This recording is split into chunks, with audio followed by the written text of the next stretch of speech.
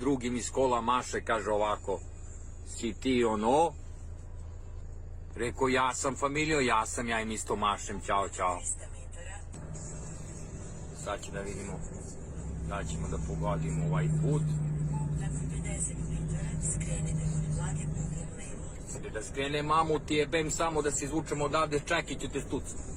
Jebo sam ti mati, gde si me dovela? Ja sam rekao ta govna da ne slušam više. Hoću, evo. Pod pravim uglom, a?